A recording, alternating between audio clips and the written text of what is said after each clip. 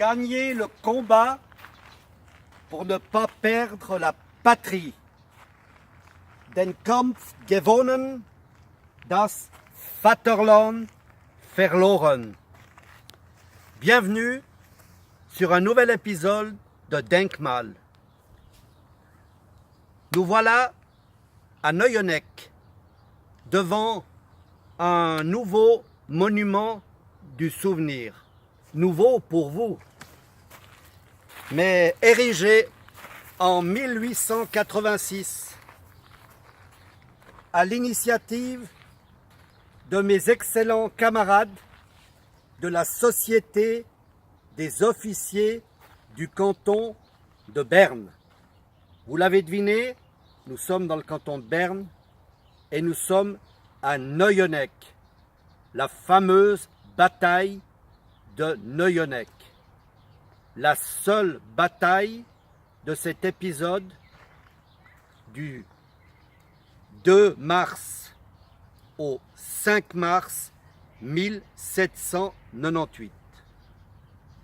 Après Longeau, après Granges, après la perte de Soleure, après l'évacuation de Morat, après la reddition de Fribourg comme de Soleure, après la bataille de Saint-Niklaus, de Fraubrunnen, nous voici à Neueneck.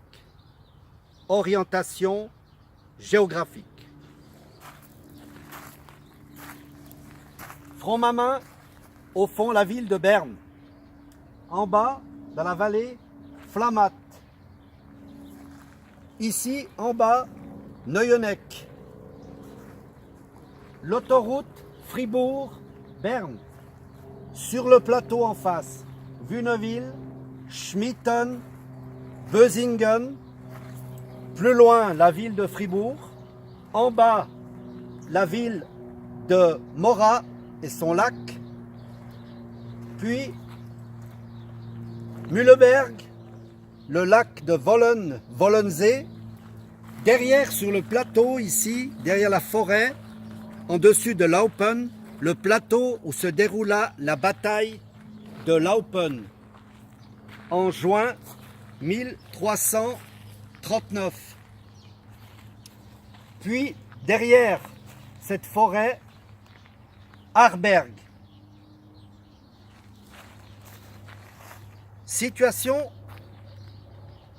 générale.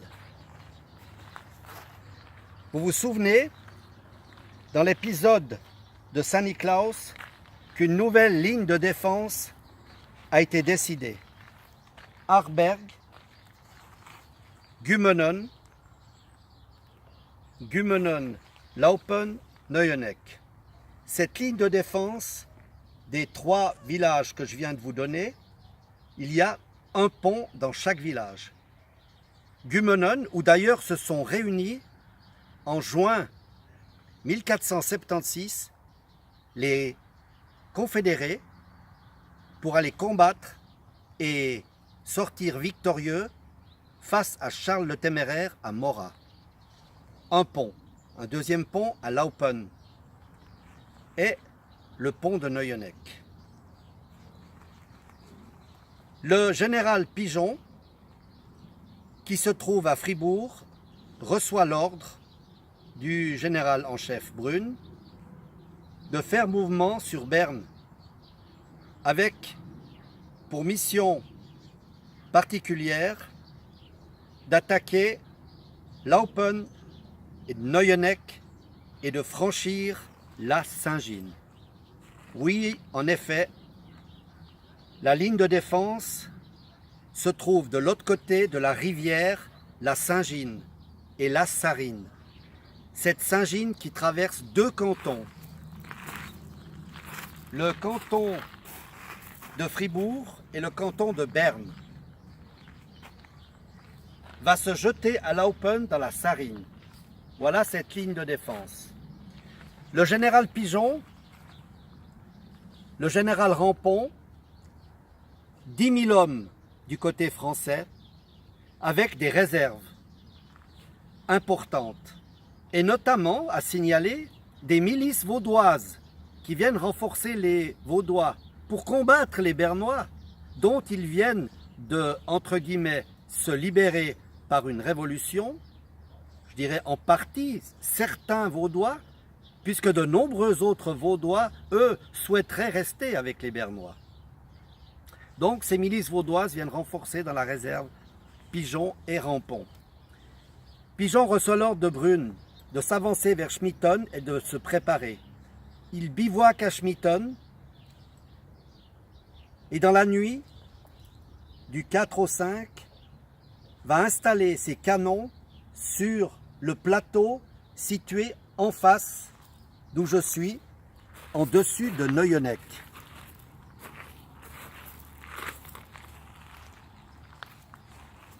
Il va partager ses forces en deux contingents. Un premier contingent qui va s'occuper de Neuennec, traverser le pont par une colonne et deux autres colonnes, une en amont, une en aval du pont, et traverser ensemble lorsque les canons vont retentir. À Laupen, un autre contingent va attaquer. Il va attaquer le 5 mars 1798 vers 6 heures. À Gumenon, c'est la brigade Rampont. Le général Rampont a la mission de faire une diversion. C'est-à-dire que pendant 4 heures, il va bombarder Gumenon à l'aide de ses canons. Il va allumer des feux, de nombreux feux, de l'autre côté de la Sarine, pour faire croire que le dispositif principal se trouve à cet endroit. Voilà donc la préparation de l'attaque. Quelle est la situation à Neuennec? Neuennec, situation très particulière. Le commandant de bataillon, ou colonel Stettler, qui devait tenir Fribourg, qui a reçu l'ordre de reculer et de quitter la ville, se trouve à Neuennec. Il va être assassiné. Assassiné par des hommes de son contingent, de son bataillon. Certainement des hommes qui ont décrété que leur chef avait trahi, alors qu'il n'en est rien, il a reçu un ordre. Et puis il y a un autre bataillon qui est le bataillon Sternenberg. Les chefs vont être destitués et la troupe va nommer eux-mêmes leurs responsables et leurs officiers. C'est donc un bataillon complètement désorganisé. Magnifique. C'est la révolution d'octobre avant l'heure. Et malgré tout, on a des officiers, des sous-officiers, des soldats qui restent fidèles, disciplinés et qui obéissent. Et des officiers supérieurs qui organisent. C'est notamment le cas du colonel, ou du major plutôt, de Watteville de Payerne, qui lui organise les choses à Neuennec. Il met des sentinelles le long de la Saint-Gine. Il dispose des canons à l'intérieur du village et vers le pont de Neuennec. Puis il décide de faire reposer la troupe et en dessus du village, il va installer le bivouac. Les tentes sont mises en place, les feux du bivouac sont allumés, la garde veille, mais il manque un élément très important qui a été négligé. C'est l'observation et le renseignement. En effet, il n'y a pas de poste d'observation avancé. Les troupes de pigeons vont donc pouvoir venir se mettre en place au bord de la Saint-Gine. Vous imaginez bien que 10 000 hommes en face, 6 à 7 000 sur cette ligne de front, ça fait du bruit. Une sentinelle rend compte à son sergent, le sergent Eschliman. Sergent, de l'autre côté de la Saint-Gine, de la rivière, j'entends des bruits. J'ai l'impression qu'il y a des troupes qui passent, qui se déplacent. Le sergent remercie cette sentinelle. Soit il mange l'information, soit volontairement il ne le signale pas. Toujours est-il qu'il n'informe pas sa hiérarchie. À 1h du matin, c'est le signal. Les canons, les 18 canons en position en face font feu sur le bivouac, qui est très facile comme cible puisqu'il y a les feux du bivouac. C'est donc des soldats surpris dans leur sommeil qui se réveillent, qui s'habillent, qui s'équipent en hâte. Dans le village, les sentinelles, les patrouilles commencent à combattre. Les quelques soldats mis dans le dispositif également. Ils reculent rapidement. Les villageois réveillés dans leur sommeil s'équipent également et combattent. Notamment le paysan Christian Freiburgos qui combat avec son fusil, sa baïonnette et sa crosse et qui tue 2 soldats français. Il allait être tué.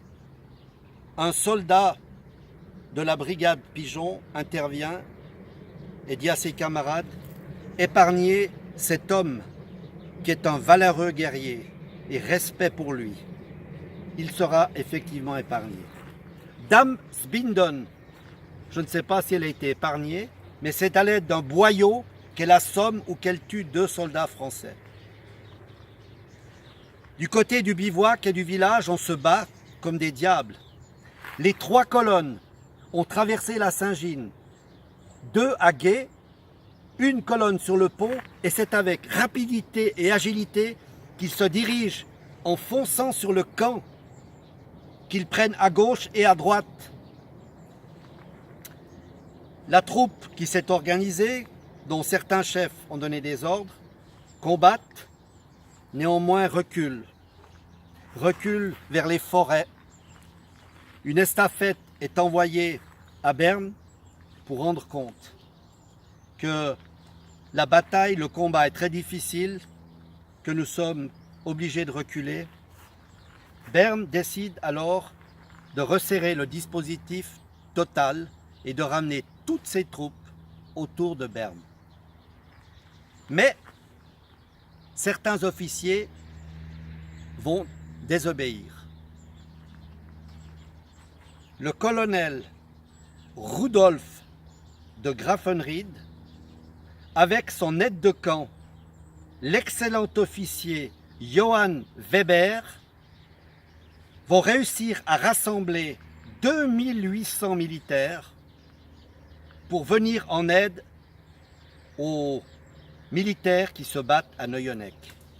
À Neueneck se battent avec honneur et fierté les 100 Zoffingiens, la troupe de Zoffingue, des tireurs d'élite, des carabiniers, des artilleurs. L'honneur est sauf.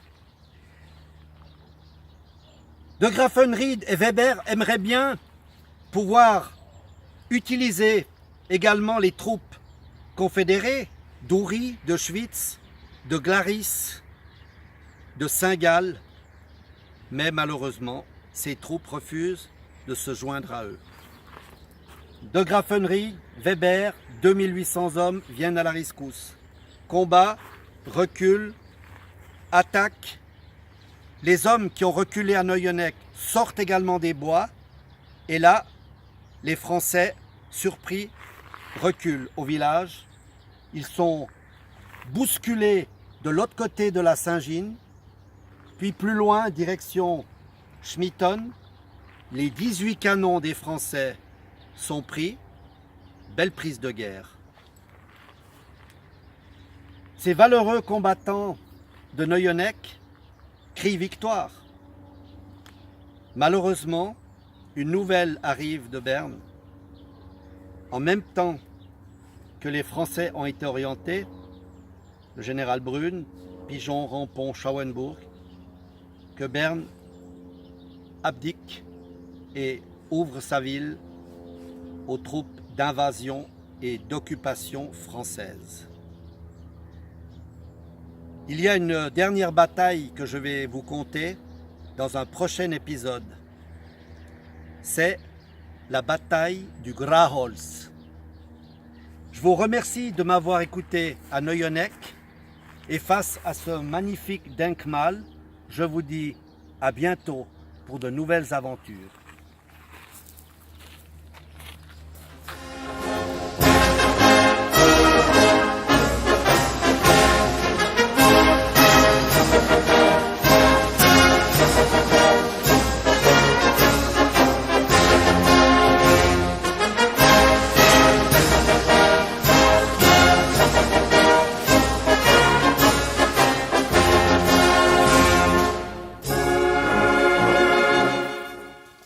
À Neueneck, sur une distance de 200 mètres, nous trouvons deux Denkmal, deux monuments du souvenir.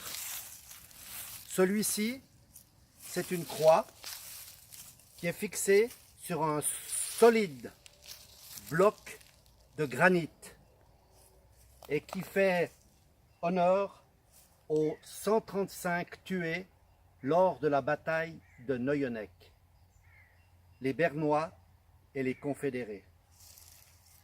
Ce monument est entouré d'une solide chaîne et dans le granit, je pense que l'on a voulu donner de l'importance à la valeur du combat et du sacrifice de ces Bernois et de ces Confédérés ici à Neueneck.